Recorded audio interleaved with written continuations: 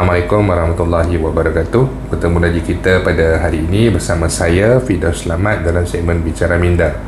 Okey, jadi yang pertama sekali, bagi yang baru datang untuk menonton, saya mohon anda untuk subscribe. Bagi yang dah subscribe, saya mohon anda untuk kongsikan video ini, share video ini kepada rakan-rakan dan juga adik keluarga anda. Okey, jadi hari ini saya nak memberi perincian sedikit berkenaan dengan persoalan iAccount. Okey, jadi 4 hari lepas saya ada buat satu tutorial ringkas berkenaan dengan macam mana kita nak masuk untuk masuk ke iAccount untuk membuat semakan bagi tarikh pembayaran iSinar. Okey, jadi dalam tempoh 3-4 hari ini saya mendapat banyak juga maklum balas yang tidak boleh membuat semakan,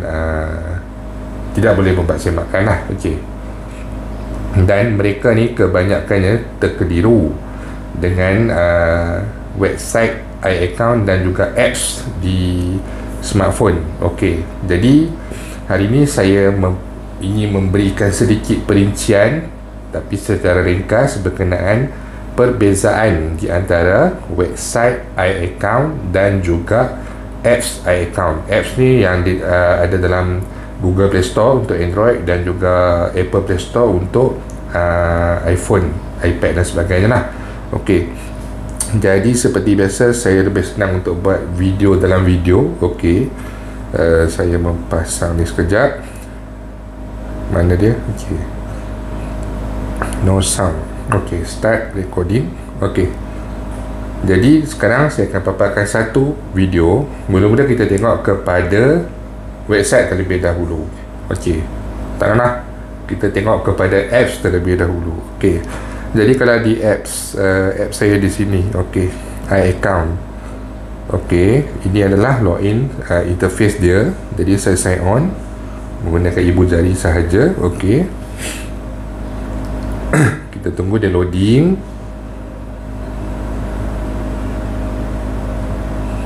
Okey, dia akan paparkan lah.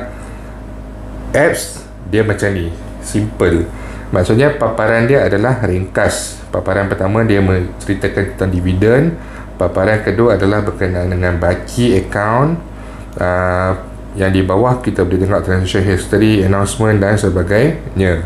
Jadi apa yang kita hanya boleh tekan adalah di belah bawah dia sahaja. Dia ada home, statement, help dan profile. Kita hanya boleh tekan statement untuk tengok dan juga muat turun, download kita punya statement. Ini statement ni selalunya kalau orang download mungkin macam nak buat pinjaman, pembiayaan, loan dan sebagainya lah.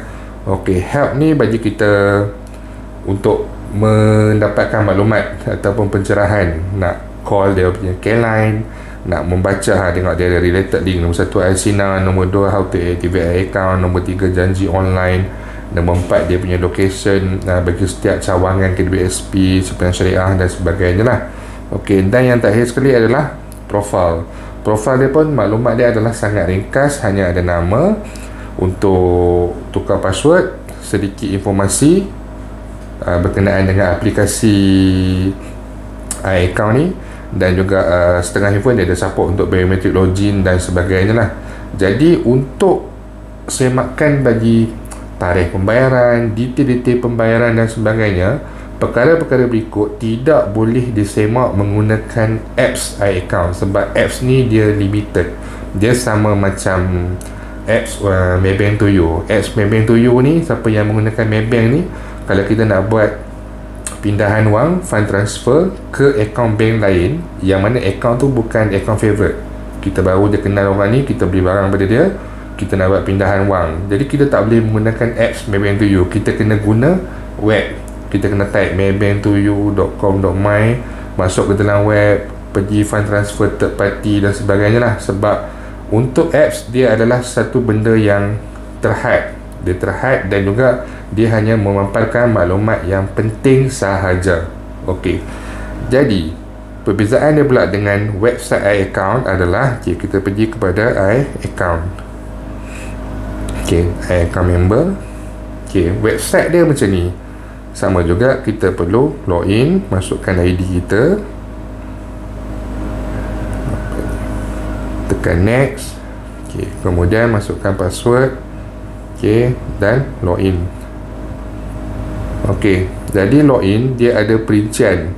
Okey, dia ada perincian yang lebih padat. Dia ada maklumat-maklumat di atas ni, pelbagai maklumat. Kemudian kita boleh tengok lebih kepada withdrawal lah. Okey, kita tekan pada withdrawal. Jadi di sini ada ditulis e-cancellation jika kita nak buat pembatalan bagi pengeluaran, amendment nak buat pengubahsuaian.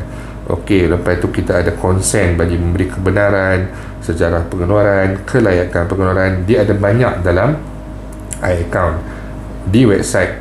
Bukan hanya setakat kita boleh melihat paparan untuk tarikh pembayaran dan sebagainya, kita juga boleh membuat permohonan bagi pengeluaran. Contohnya kita nak keluarkan akaun satu kita untuk membuat pelaburan dalam unit amanah. Dia ada di bahagian atas ni, dia tulis investment. Kita boleh tekan dan kita boleh memohon unit amanah mana yang kita nak laburkan, dan dia akan tulis berapa amount yang kita layak untuk buat pelaburan dan sebagainya. Kemudian dia juga ada borang-borang untuk membuat tak payah tunjuk kan, ada keluar tepi ni. Dan untuk pembelian rumah, lepas tu untuk apa yang bersyarat awal dan sebagainya lah. Dia juga ada kalkulator. Fungsi kalkulator ni untuk buat pengiraan. Kalau kata tak mau tekan lah, detail selalu banyak kan. Contohnya kalau kata nak berhenti kerja dan nak pergi keluar negeri, berapa yang kita boleh keluarkan. Lepas tu kalau untuk masalah kesihatan, berapa yang kita boleh keluarkan. Untuk haji, berapa kita boleh keluarkan. Jadi di website iAccount maklumatnya lebih details. Okey, apa yang saya nak tekankan di sini, jika anda nak membuat semakan terhadap sejarah pengeluaran iSinar, sejarah pengeluaran iStari, nak tengok tarikh dan sebagainya, guna